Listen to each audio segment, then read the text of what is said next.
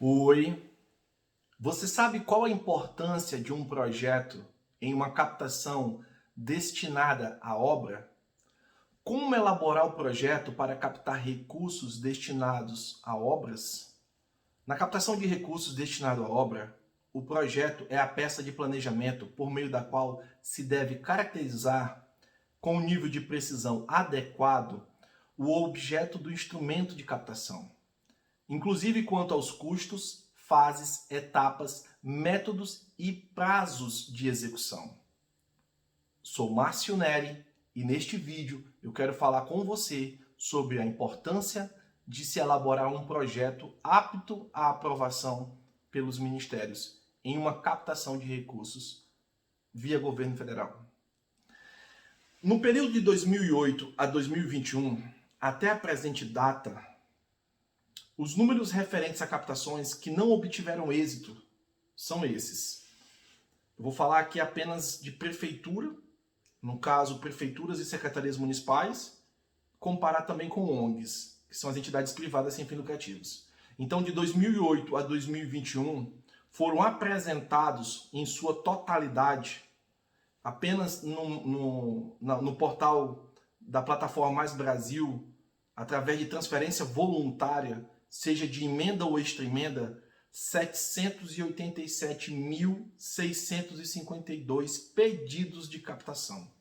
É muita coisa. Instrumentos desses 787 mil que foram apresentados, de 2008 a 2021 até a presente data, requerendo recursos oriundos de emenda e extra-emenda, desses 787 mil, apenas 129.711 obtiveram êxito. E dos que não obtiveram êxitos, 91.578 foi porque foram reprovados, rejeitados. Projetos que não atenderam às necessidades, os requisitos, as portarias, as normas ministeriais, as normas nacionais e etc. Porque, afinal de contas, eu estou falando de projeto para obra, eu estou falando de um projeto de engenharia, de arquitetura. Então, existem normas internacionais, existem as normas nacionais e existem as diretrizes, portarias e normativos ministeriais. O número das ONGs, então as ONGs de 2008 a 2021 apresentaram 59.215 pedidos de captação. Destes, apenas 23.102 pedidos foram aprovados, ou seja, essas captações tiveram êxito e foram executadas. Dos que foram reprovados, 6.480 foi por falha no projeto, por não aprovação das propostas, dos projetos, superação das cláusulas suspensivas e etc. Então tem muita captação sendo reprovada. Quando eu falo que o objeto, me refiro àquelas que o objeto são obras, estão sendo reprovadas porque os projetos de engenharia não estão atendendo aos requisitos e exigências ministeriais. Então, eu sou engenheiro, então nós que somos engenheiros, quando vamos elaborar um projeto ao setor privado, a um particular, temos uma maneira de fazer. Quando vamos elaborar um projeto a uma entidade pública da esfera municipal, uma prefeitura, existe um método para ser feito. Quando vamos elaborar um projeto a uma entidade pública da esfera estadual, existe uma maneira de ser feito. E quando vamos elaborar um projeto a uma entidade pública da esfera federal, um ministério, por exemplo, uma secretaria nacional, existe uma maneira de ser feito. E cada um deles tem seus próprios manuais, tem as suas normativas, portarias e diretrizes, e eu tenho que segui-las. Senão eu não consigo. Por mais que eu seja um engenheiro e sei fazer um projeto, mas eu tenho que aprender a fazer um projeto conforme o Ministério aprova. E de cada ministério, e em cada ministério, existe uma normativa também que muda de um ministério para o outro. Então eles têm modelos de documentos, de planilhas, de plantas e etc. que eu tenho que apresentar. Documentos que muitas das vezes eu nem sou preciso, nem me é exigido quando o meu trabalho é a um particular. Quando eu faço um projeto para uma casa de uma pessoa, de um CPF, um particular, é diferente de fazer um projeto a um ministério de uma casa, que o ministério aprove. o Ministério, com toda certeza, ele vai exigir muito mais documentos, e nós vamos ver aqui alguns ao longo do vídeo, necessários para que eu faça a aprovação. Então, o que ficou importante, por que eu citei esses números? Para que fique frisado e você entenda que esse mercado, vamos dizer assim, esse trabalho de consultoria, de assessoria em elaboração de projetos a entes públicos, para esta finalidade de captação de recursos, ela precisa melhorar um pouco, porque nós percebemos que tem muita falha. Então, qual é todo o processo de captação? O processo de captação, ele inicia desde o momento em que eu entendo o que o meu contratante, a quem aquela pessoa a qual eu trabalho, seja uma prefeitura ou uma ONG, quais são as necessidades dela, identifico no orçamento federal, nos programas e ações ministeriais, onde está disponível, o qual deles atende aquela necessidade, faço o cadastro de proposta, apresento ali algum rascunho ali do meu projeto, que eu estou falando aqui, a finalidade aqui é falar de obra, então envolve projeto de engenharia, e aí, muitas das vezes engenharia e arquitetura, e aí depois eu vou ter que apresentar o projeto de engenharia e arquitetura, um projeto básico. Eu vou ter que aprovar ele, porque ele tem que passar sob o crivo da análise do técnico do Ministério, do analista ministerial. E pelos números percebemos que muitos são reprovados, todos os anos. Então, vamos lá. Então, o que é um projeto? Se eu quero fazer uma captação de recursos para construir uma sede da prefeitura, por exemplo, eu vou ter que começar pelo rascunho. Então, é uma sede, é um prédio, é predial. Então, eu vou começar pela parte de arquitetura. O arquiteto vai desenhar aquele projeto. O arquiteto vai fazer uma concepção daquilo que, no caso, se é uma sede da prefeitura, é o prefeito. O que o prefeito quer? Ele quer uma sede de 2 pavimentos, de 3 pavimentos, quer com subsolo. Ele quer que o gabinete dele seja no térreo, no primeiro pavimento, no segundo, no subsolo. Ele quer que o gabinete dele tenha muitas janelas, muita luz. E tudo isso o arquiteto vai desenhando, transformando isso num desenho, a grosso modo um rascunho, que depois ele vai melhorar, vai fazer um detalhamento disso, cortes mais precisos, e todo esse projeto dele, ele vai identificar ambiente por ambiente, e após ele finalizar o projeto, toda a concepção, concluir esse projeto, ser aprovado pelo contratante, no caso a prefeitura, o engenheiro vai iniciar o orçamento desse projeto de arquitetura. Ele vai orçar tudo aquilo que o arquiteto vislumbrou. Eu quero uma janela de 5 metros de altura, toda de vidro, uma parede de vidro de 5 por 15 e etc. e tudo mais. E tudo aquilo que está num projeto com um nível de detalhamento, de cortes, mostrando o detalhamento das peças, quais são as peças que terão que ser fabricadas, qual é o tipo de cada peça, o que é metal, o que é madeira. Tudo isso está descrito e detalhado num projeto de arquitetura, e o engenheiro, no caso o engenheiro orçamentista, o que faz o orçamento, ele vai ter que orçar tudo que está lá. Tirar dúvidas com o arquiteto do que ele não entendeu, tentar ver se ele consegue mudar uma coisa ou outra para melhorar, fazer o cálculo de peso, vamos ver aqui o cálculo da estrutura, aí entra o engenheiro calculista, para saber se a estrutura realmente suporta tudo aquilo que foi projetado, tudo aquilo que foi concebido, né, a concepção do projeto, vamos saber se realmente é viável. Então, inicia-se com o arquiteto, nesse caso, e finaliza-se com o engenheiro e o arquiteto, os dois juntos, para que cheguem à conclusão final e eu possa ter um valor daquilo que é o meu sonho, que é uma sede da prefeitura, com um auditório, com salas administrativas, com a minha sala com acesso a uma antessala de reuniões, a minha sala com acesso direto à garagem para sair com um veículo, do jeito que eu quiser. Com elevador, sem elevador, seguindo todas as normas, o código de posturas, o código de obras do município, as normas, a BNT, as normas nacionais, internacionais, etc. Normas de segurança e tudo mais. Então, o projeto é a peça de planejamento, usado quando o objeto do convênio envolver obra ou um serviço de engenharia, por meio da qual se deve caracterizar com um nível de precisão adequado o objeto, inclusive quanto aos custos, fases, etapas, métodos e prazos. Tudo isso que eu já falei. Quando eu vou criar, por exemplo, eu quero captar um recurso para pavimentação de vias. Pavimentação de vias não tem serviço de arquiteto, porque não tem urbanização. Se tivesse, teria o arquiteto. Então, pavimentação é apenas engenheiro. E aí, quando eu vou fazer essa captação, eu vou estudar alguns ministérios e programas ministeriais que têm programas e ações que destinam recursos para essa finalidade, pavimentar vias. Tem ministério que destina recursos para essa finalidade, mas só aceita se for pavimentação e recapeamento. E se tiver a inclusão de calçadas também, eu vou ter que construir as calçadas.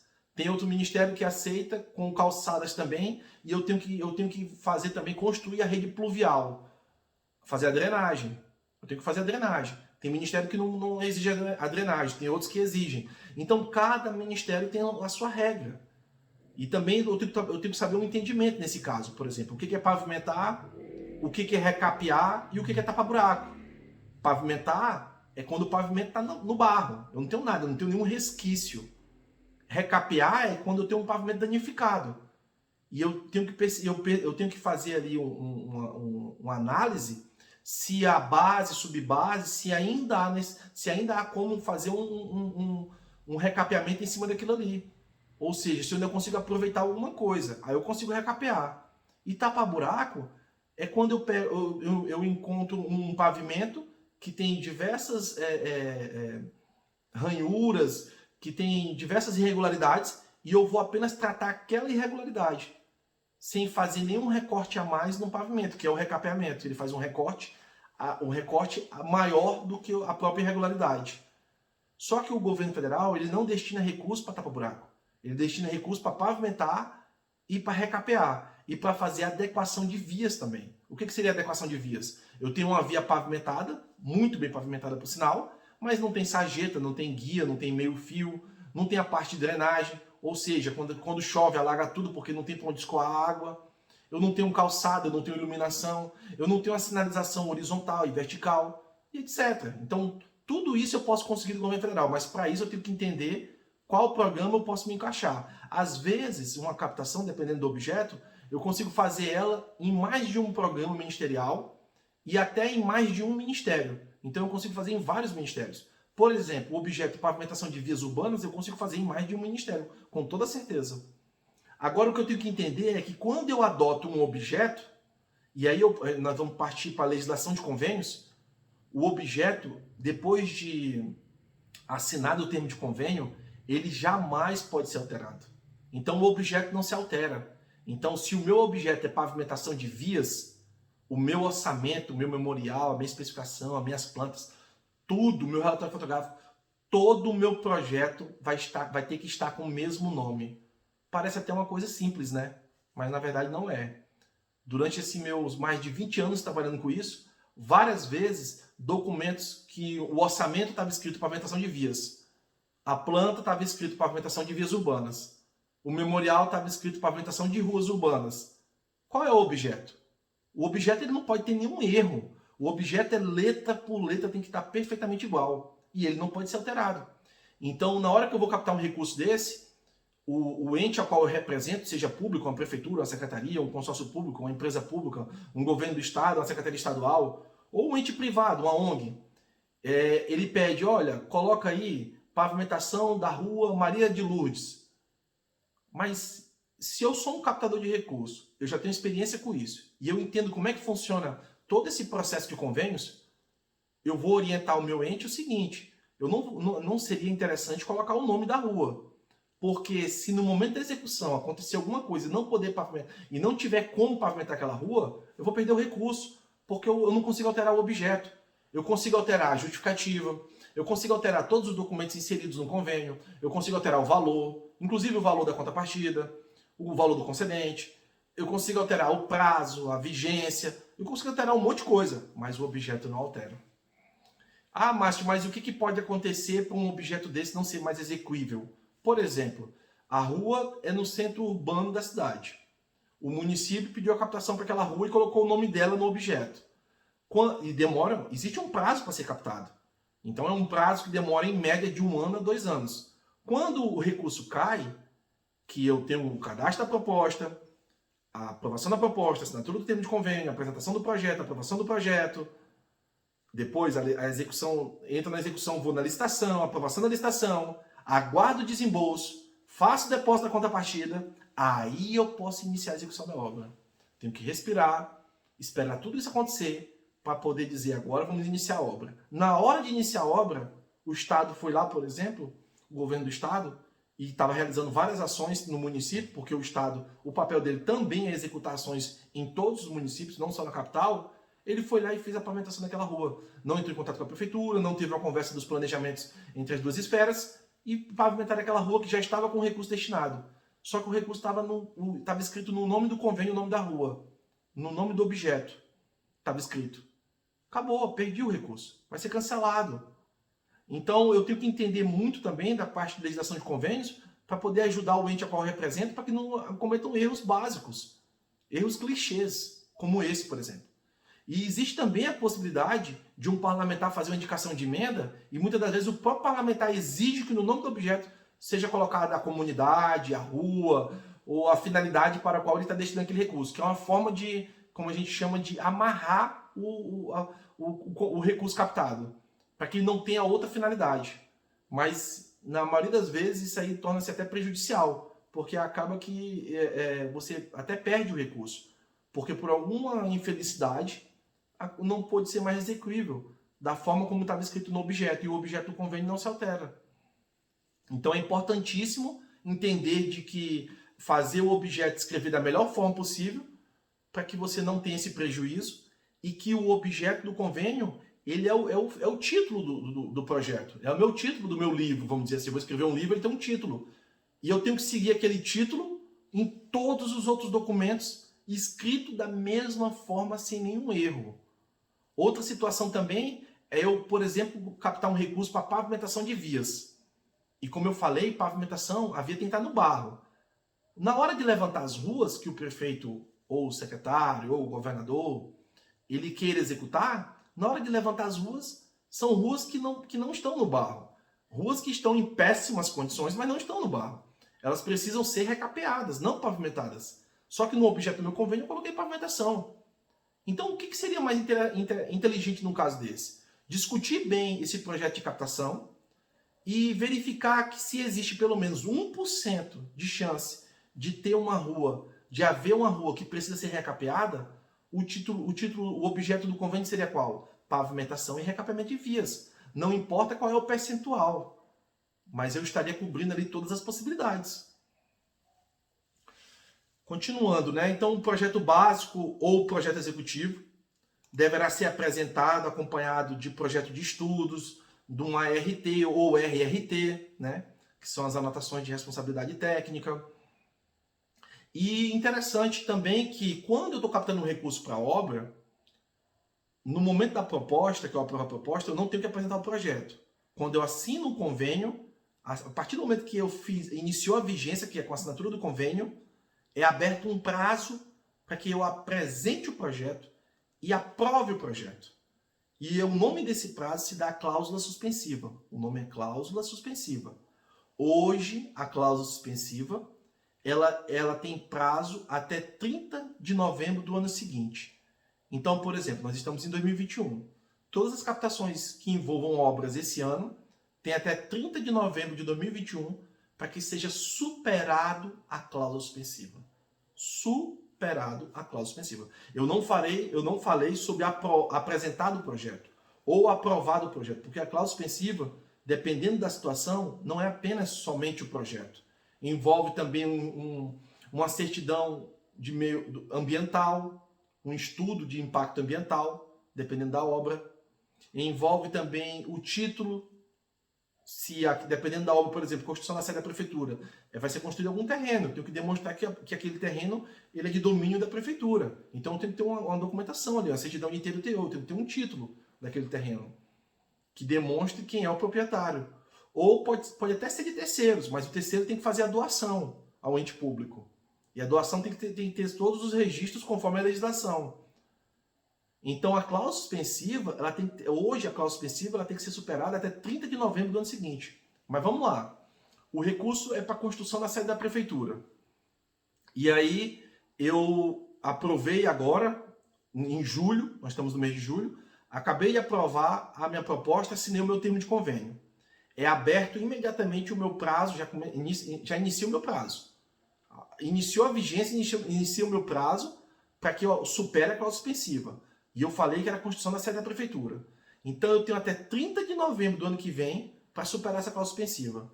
E aí eu não tenho equipe para isso, a minha gestão não está bem organizada, eu não tenho um controle dessas datas, eu não tenho ninguém fazendo um relatório de todos os meus convênios, eu tenho diversos convênios de anos anteriores, eu não consigo fazer o acompanhamento de tudo isso, ou seja, está um caos a minha gestão municipal. Eu não tenho controle sobre tudo isso, de prazos, vigências, etc e tal, porque tem muita coisa.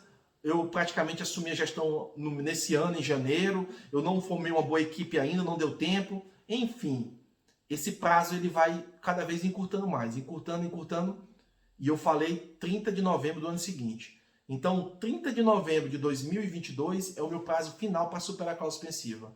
Mas quando chega em julho, ou seja, um ano depois, em julho de 2022, eu apresento o meu projeto. De julho a novembro, faltam 4 meses. Ou seja, em 4 meses o projeto vai ter que ser analisado pelo Ministério. Eu vou ter que, se tiver pendência, eu vou ter que superar todas as pendências. Como eu falei que era o objeto, a construção da sede da prefeitura, eu vou ter que apresentar o título da área também, para superar a cláusula suspensiva, um documento da área. E eu só tenho 4 meses para aprovar esse projeto. Eu não posso... O que eu quero dizer com isso? Muitas das vezes o ente, ele acaba que não faz um bom planejamento, uma boa organização, um gerenciamento de tudo isso, e deixa para apresentar o projeto muito em cima do vencimento. E com isso, o Ministério ele tem diversos outros projetos para analisar.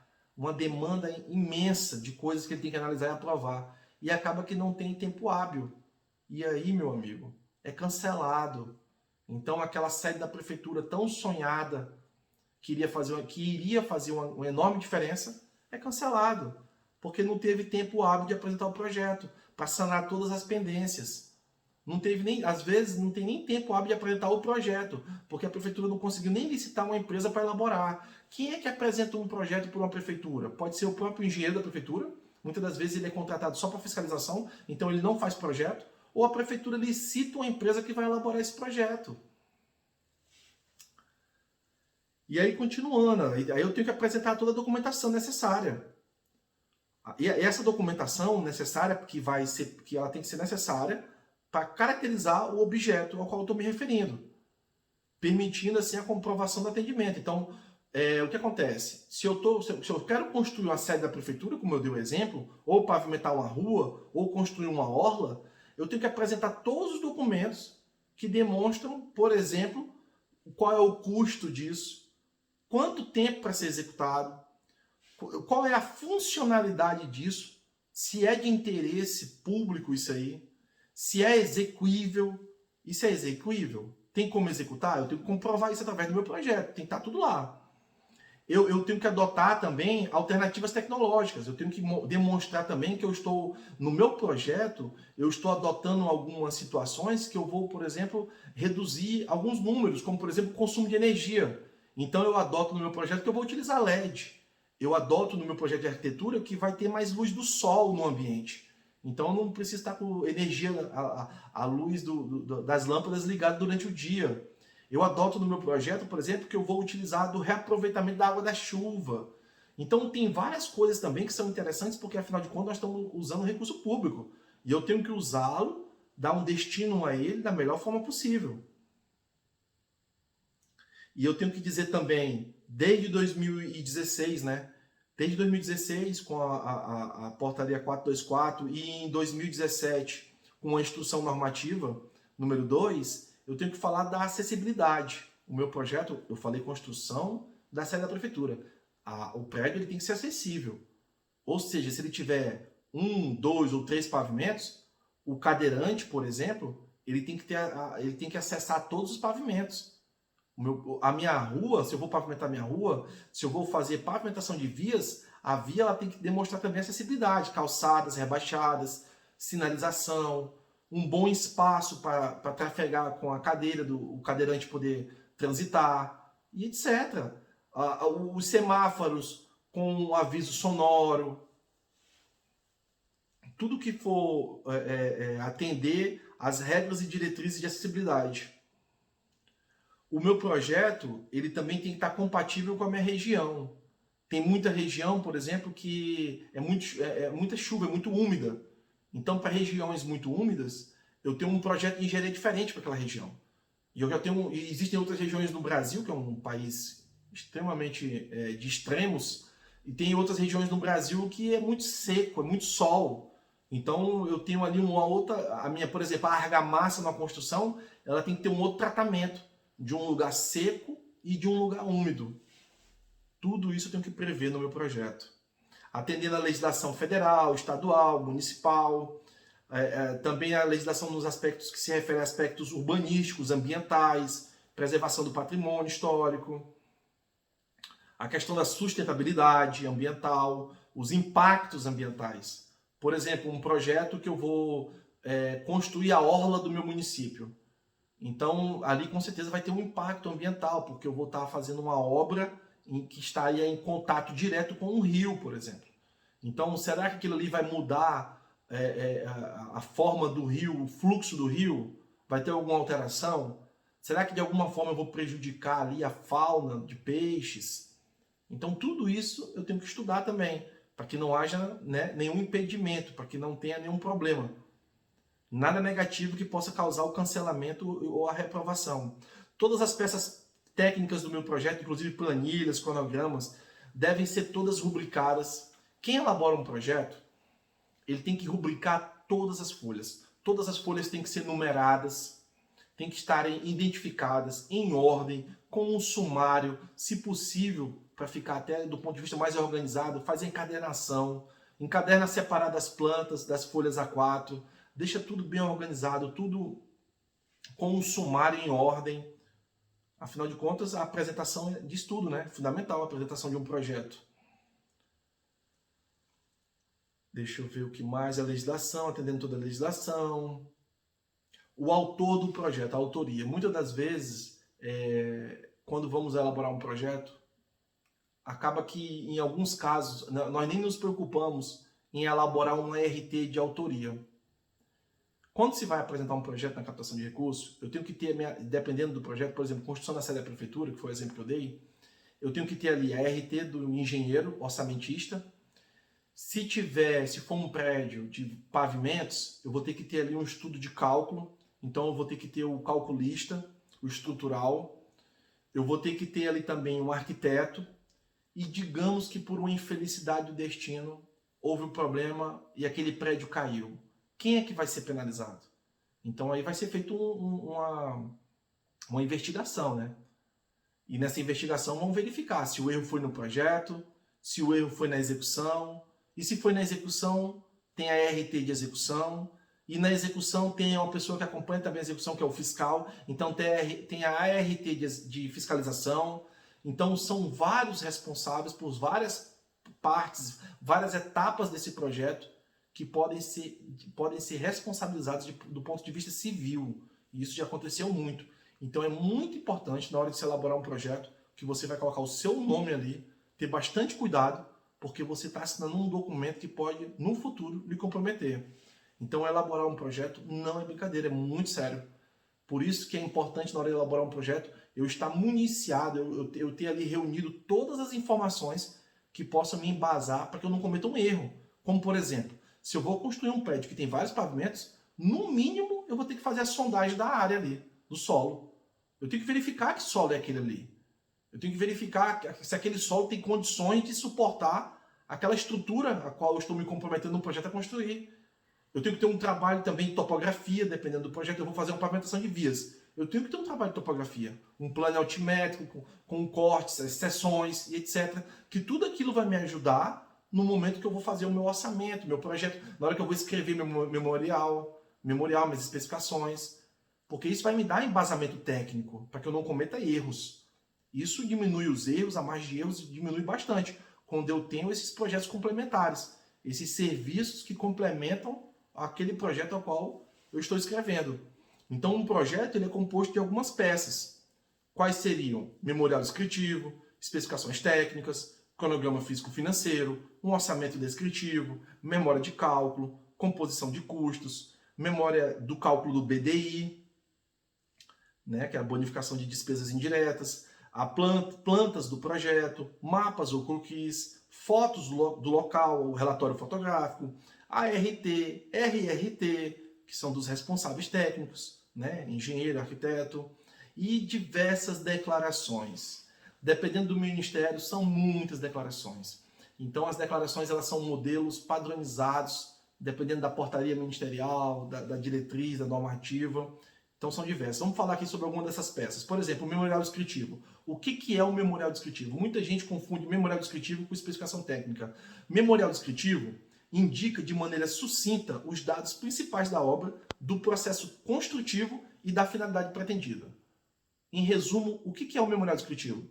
No memorial descritivo, eu vou destacar ali os principais serviços que compõem aquela obra e como que eles são executados e quais são os índices, quais são as formas de você medir, né, mensurar se aquele serviço foi bem executado. Por exemplo, como é que se executa uma escavação de valas? Eu vou construir um prédio da prefeitura, então eu vou ter que começar pela infraestrutura.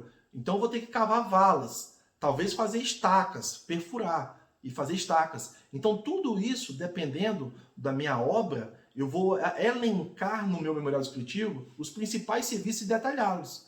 Agora, como é que se detalha um serviço se eu não conheço ele? Então eu preciso conhecer. Então, se eu sou um engenheiro, acabei de me formar, saí da faculdade, um engenheiro recém-formado, eu vou ter diversas dificuldades com relação a isso aí. Mas eu vou ter que aprender.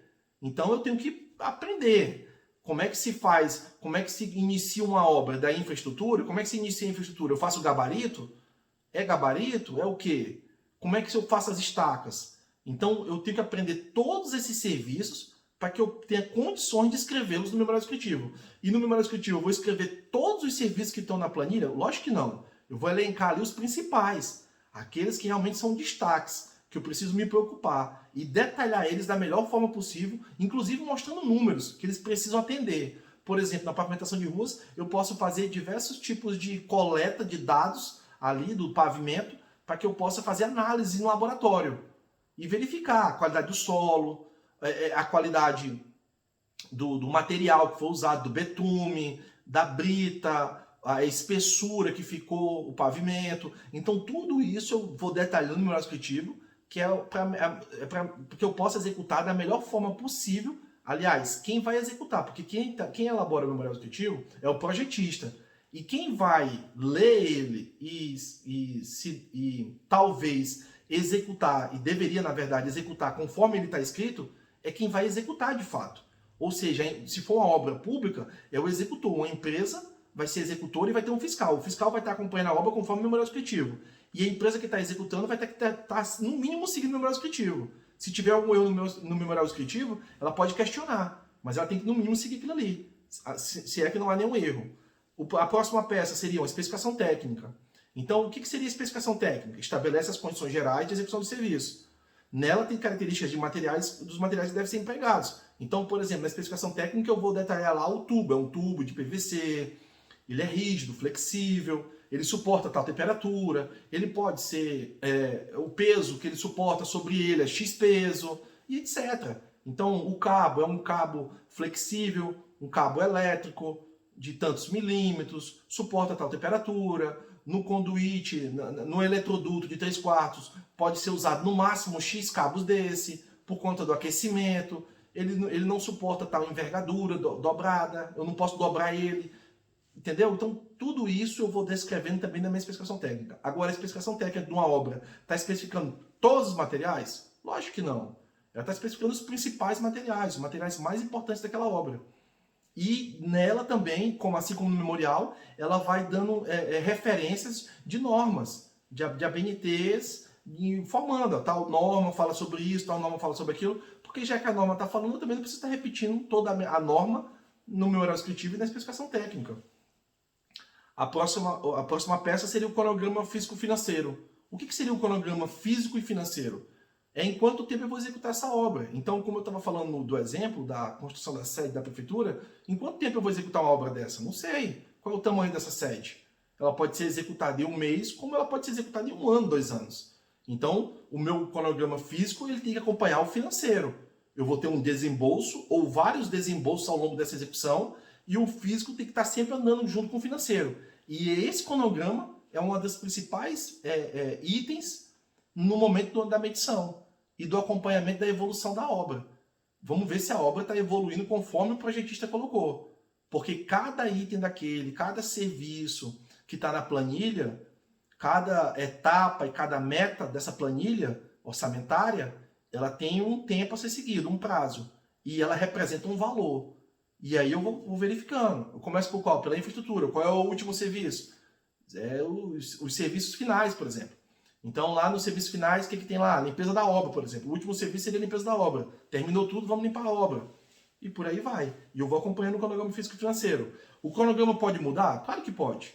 Se eu estou executando, por exemplo, uma construção ou uma pavimentação, e eu estou executando isso em uma determinada região, voltando de novo à região, e essa região ela está no período dela chuvoso, eu não tenho como dar continuidade na obra, eu vou ter que paralisar a obra. Ou seja, o meu cronograma vai furar. Eu não vou conseguir cumprir o meu cronograma. Aí eu vou pedir uma alteração disso aqui. A quem? Ao concedente, a quem me liberou esse recurso.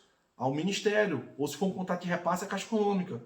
Uma alteração ali na vigência. Por quê? Porque por um motivo de força maior. Um período muito chuvoso e as obras não têm como continuarem. Então o cronograma ele pode ser alterado com toda certeza, desde que seja feito um pedido. O concedente, todo tipo de alteração que possa acontecer no convênio, ela sempre tem que ser pedida antes. Eu não posso alterar e depois pedir. Eu tenho que pedir antes, fazer a solicitação e aguardar a aprovação ou não daquilo ali.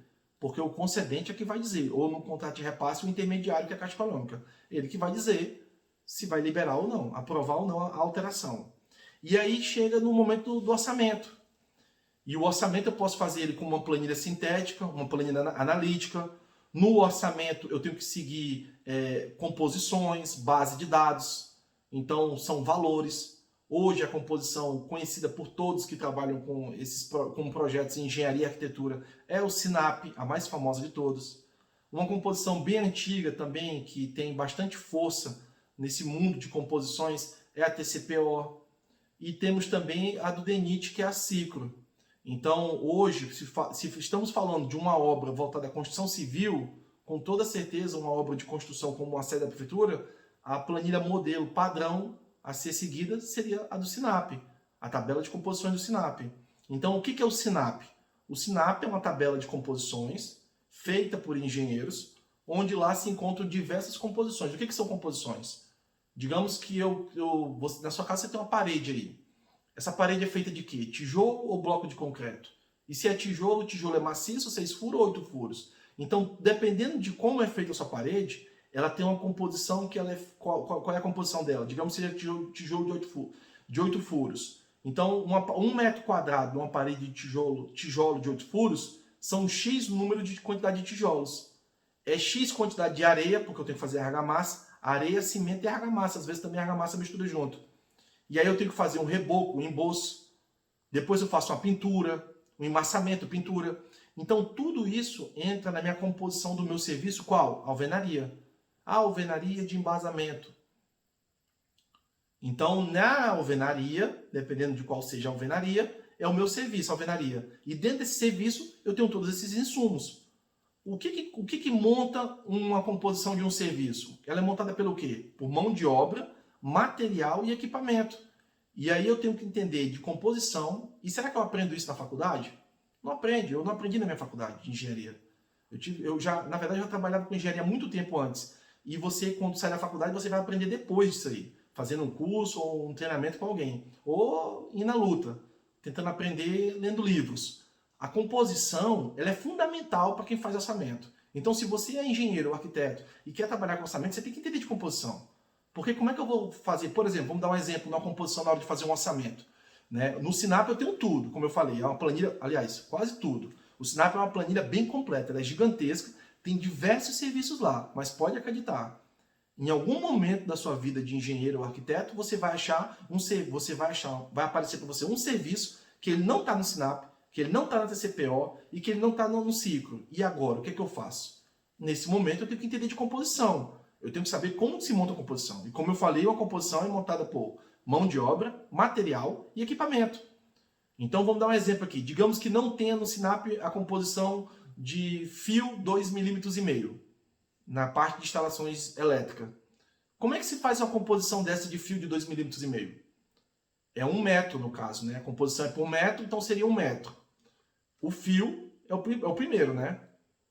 Se a composição é um fio de 2,5 mm e a composição, a unidade é metro, seria 1 metro. Então 1 metro de fio de 2,5 mm e o que mais teria que ter aí? A mão de obra. Porque o fio sozinho ele não vai se instalar lá, então tem que ter a mão de obra. No caso, qual seria a mão de obra? O eletricista ou o ajudante? O eletricista, né? Só que eu estou compondo 1 metro, mas sabendo que eu vou usar isso na minha obra, no meu orçamento. No meu orçamento não vai ter só 1 metro, talvez lá tenha 10.000 metros. Dependendo da obra, tem até muito mais. Então, para 10.000 metros, somente um eletricista? Não. Então, na minha composição de 1 metro, ela tem que estar pronta para ser de 1 metro ou 10.000 metros. Tanto faz, é uma composição, ela tem que estar pronta para tudo. Então, nessa composição, eu vou colocar lá um coeficiente proporcional ao trabalho do eletricista e vou colocar ali um ajudante de eletricista também com coeficiente proporcional. Ou seja, 1 metro de cabo, um eletricista consegue fazer em quanto tempo? Sei lá, 1 minuto. Em 1 minuto ele passa 1 metro, junto com o ajudante, os dois juntos. Mas e se for 100 metros? Já que eu disse que ele faz 1 metro em 1 minuto, 100 metros é em 100 minutos. Ou seja, 100 metros de cabo, ele vai passar em 1 hora e 40 minutos. Se for em linha reta, ao ar livre, assim, é rápido, né? Até mais rápido que isso. Agora, imagina se for dentro de um prédio com vários pavimentos e eu tiver que passar esses 100 metros. Então, para cada caso é um caso. Então, eu tenho que entender de composição para poder escrever uma boa composição, montar uma boa composição. E eu posso, inclusive, usar composições do Sinap para isso e composições do DENIT, da Ciclo, dependendo. A Ciclo é a composição do DENIT, é mais voltada à questão de rodovias, estradas, obras portuárias, etc. Obras de construção civil é mais Sinap ou TCPO ou outras bases que existem. Mas a mais conhecida de todas e a mais utilizada pelos ministérios é o Sinap. Se não tem no Sinap, aí o Ministério abre exceção para que você apresente a sua própria composição ou uma outra composição. E muitas das vezes o serviço que eu vou compor, ele tem outro serviço dentro dele. Então eu vou compor um serviço que tem diversos serviços dentro desse serviço. Olha só a complexidade da coisa. Então eu preciso entender de composição. Então voltando ao fio de 2,5 mm, eu coloquei lá 1 metro do fio, coloquei o eletricista e o ajudante. 1 minuto cada um, 1 metro. Perfeito. Já tem uma composição. Ela está completa? Não. Porque não é só o fio. Porque quando eu faço um corte no fio, eu tenho que emendar ele em outro fio. E quando eu vou emendar, o que eu vou usar ali na emenda? Uma fita isolante. Então, quando você entende do serviço que vai ser executado, você consegue escrever um bom memorial descritivo, você consegue especificar o serviço e você consegue fazer a composição dele, porque você sabe o que vai ser feito. Quando você não sabe, você tem que correr a aprender. Eu tenho que aprender como é que faz aquilo ali, porque como é que eu vou escrever sobre algo que eu não sei? Entendeu? Então, o orçamento, no caso, é importantíssimo. E para que eu faça o orçamento, eu tenho que ter outras coisas que compõem, vamos dizer assim, que são complementares ao orçamento. A composição, o orçamento sintético, analítico, eu tenho que ter a composição de todos os serviços, os custos, a composição dos serviços que vão ser incluídos ali naquele orçamento. Eu tenho que ter minha memória de cálculo. O que é memória de cálculo? Eu tenho que saber, por exemplo, como foi que eu cheguei nesse número, por exemplo, de 10.000 metros do fio de 2,5 mm. Como que eu cheguei nesse número? Hoje existem diversos programas, softwares, que já há muito tempo, na verdade, já fazem orçamento. Tem até alguns que eles leem a planta feita pelo arquiteto e já faz o orçamento de forma automática se o arquiteto fez aquela planta de uma maneira que ele consiga entender o software. Então já sai o orçamento completo. Eu apenas tenho que...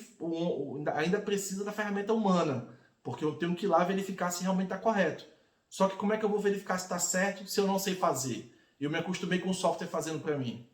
Eu sempre vou ter que saber fazer, não tem jeito. Por mais que eu tenha um software fazendo por mim, eu tenho que saber fazer o cálculo. Eu tenho que saber verificar como é que foi que eu cheguei naquela quantidade de fios, 10.000 metros. Como que eu cheguei naquela quantidade? Não pode ter sido um chute. A engenharia é uma ciência exata. Eu não tenho como chutar um número. Então eu tenho que fazer a somatória do fio da obra toda. Olha a complexidade que é isso. Eu tenho que somar o metro quadrado da alvenaria da obra toda para chegar a uma quantidade total de alvenaria por metro quadrado. Eu tenho que entender um pouco sobre isso. E quando eu entendo, eu consigo escrever. E quando eu consigo escrever, eu sei chegar em todos esses números. Então, por mais que eu tenha um software, eu consigo verificar e checar se o software fez o levantamento correto. Falei da planilha, memória de cálculo, falei da composição. Aí tem as plantas, né? As plantas feitas em AutoCAD, em Revit, seja lá qual for o software. Então essas plantas, elas são fundamentais porque elas podem, inclusive, eu posso fazer também o projeto em 3D para dar um visual. Para quem não é da área de engenharia, por exemplo, como um prefeito, um secretário, é fantástico isso aí, até para apresentar para a comunidade. Porque na engenharia, no 2D, são apenas linhas, então nem todos conseguem entender aquelas linhas que estão ali. No 3D eu já trago uma certa vida para aquele projeto. E aí ali eu trago ali uma perspectiva e a pessoa consegue entender melhor o que eu quero executar. Como é que vai ficar, por exemplo, o exemplo que eu estou citando da sede da prefeitura, como é que ela vai ficar. E lá eu vou ter que ter plantas de situação, eu vou ter que ter a planta baixa, os cortes, a fachada, a cobertura, os detalhes de tudo. Inclusive, às vezes o arquiteto ele cria um elemento, uma estrutura que nem existe. Ele tem que fazer o maior número possível de detalhes daquele elemento para que o engenheiro possa orçar. O estrutural, com formas, detalhamentos estruturais, tabelas de aço, o hidrossanitário, o elétrico, o telefônico, rede lógica. Hoje em dia é fundamental. Não tem como hoje você construir um prédio sem, por exemplo, ter um projeto vamos dizer assim, um projeto de TI, que envolve parte de telefonia, a rede de computadores, vídeo, a rede de vídeo, a rede fechada de vídeo, a rede aberta de vídeo, a parte de transmissão de internet sem fio, com fio.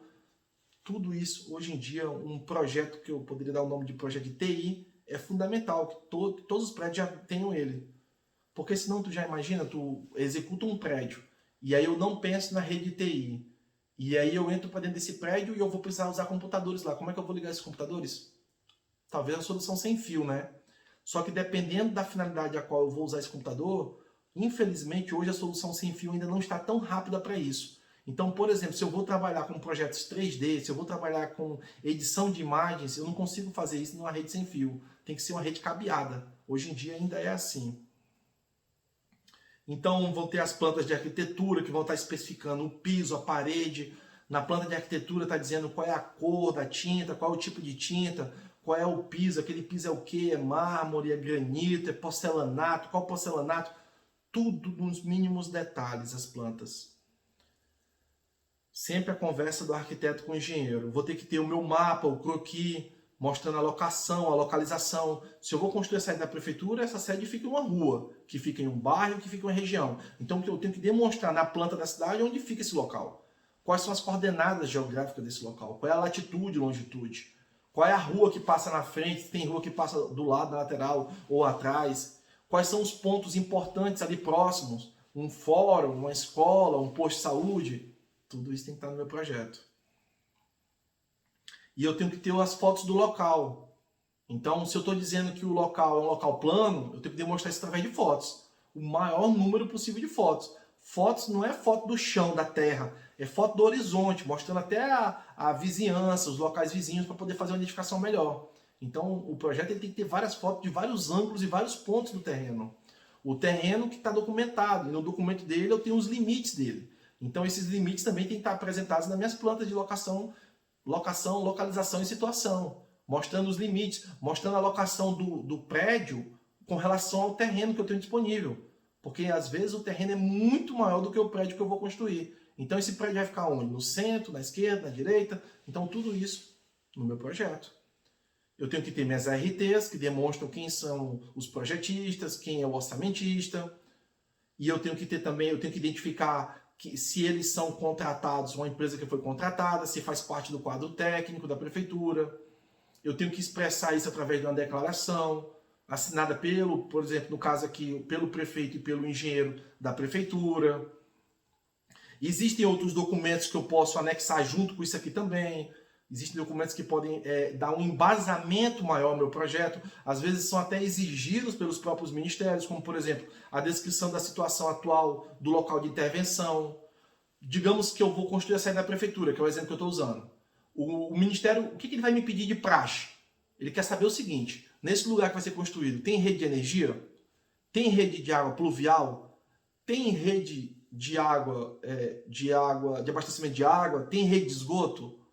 Eu tenho que declarar se tem ou não. O terreno é plano? Se não é plano, eu vou ter que ter um custo maior com a infraestrutura. Então, se eu tenho tudo isso, ótimo. Eu tenho que afirmar tudo isso através de uma declaração do representante da entidade. Às vezes eles pedem, até o Ministério pede até uma declaração da concessionária. Agora, digamos que não tenha rede de esgoto. E agora? Não tem rede de esgoto. Eu vou construir uma sede da prefeitura, vão ter diversos banheiros. Para onde vai esse esgoto? Aí eu vou ter que dar uma solução para isso. Construir uma fossa filtro sumidouro. Só que para que eu possa construir uma fossa filtro sumidouro, eu tenho que fazer também um teste do solo ali. Ver o teste de absorção. Que tipo de solo é aquele? Qual é a solução que eu vou usar naquele lugar? Entende a complexidade que vai ficando dependendo de cada problema? É isso que um projetista tem que encarar. Ele tem que enfrentar isso aí e superar todas as etapas. E para tudo isso, eu tenho um tempo lá da cláusula suspensiva. Por isso que não tem como eu apresentar um projeto próximo do final da cláusula suspensiva, sendo que eu ainda tenho um monte de coisa que eu vou ter que superar. Que eu não sei nem quais serão as pendências que serão apontadas pelo analista do Ministério, que podem ser várias como nenhuma. Eu já participei de projetos que foi aprovado de primeira, como projetos que eu tive uma maior dificuldade para aprovar. Outros que nem foram aprovados, porque acontece. E aí eu tenho que ter justificativa técnica das soluções apresentadas. Muitas das vezes eu vou, por exemplo, eu não quero seguir uma determinada norma, mas eu tenho um motivo porque eu não quero seguir aquela norma. Então eu tenho que fazer uma justificativa. Por que eu não vou seguir aquela norma? Por que eu não posso seguir aquela portaria do Ministério que está me dizendo para fazer tal coisa e eu não consigo fazer nesse projeto aqui? Então eu tenho que ter uma boa justificativa técnica disso.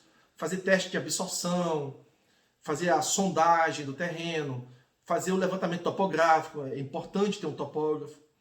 Memória de cálculo de dimensionamento, estudo de viabilidade econômica, relatório de sondagem, que eu falei, plano de coleta de gestão de resíduos sólidos, às vezes é preciso, diversas declarações de concessionárias e órgãos competentes, declarações da própria entidade que está captando. Eu tenho que apresentar a minha equipe de coordenação do projeto, a minha equipe que vai fiscalizar. Às vezes é preciso até de uma documentação jurídica da área. A área eu não consigo, a certidão de inteiro teor dela, eu não consigo um documento, e aí eu tenho que, e aquela área eu não consigo demonstrar que ela é do município, por uma, sei lá, por uma infinita variedade de situações que pode acontecer isso aí. Então eu tenho que apresentar ali um parecer jurídico. Então existem certos documentos que vão complementar e dar um embasamento ao meu projeto, para que eu consiga aprová-lo junto ao Ministério, porque a finalidade é essa. Deixa eu ver o que eu posso mais destacar aqui. Eu acho que está satisfatório, né, pelo tempo que eu já estou aqui falando com vocês. E se você for com alguma dúvida ou teria alguma sugestão de conteúdo para os próximos vídeos, responde nos comentários. Se você se identifica com esse conteúdo, se inscreve no canal, curte esse vídeo e compartilha para que possa fazer a diferença na vida de mais pessoas. Até o próximo vídeo!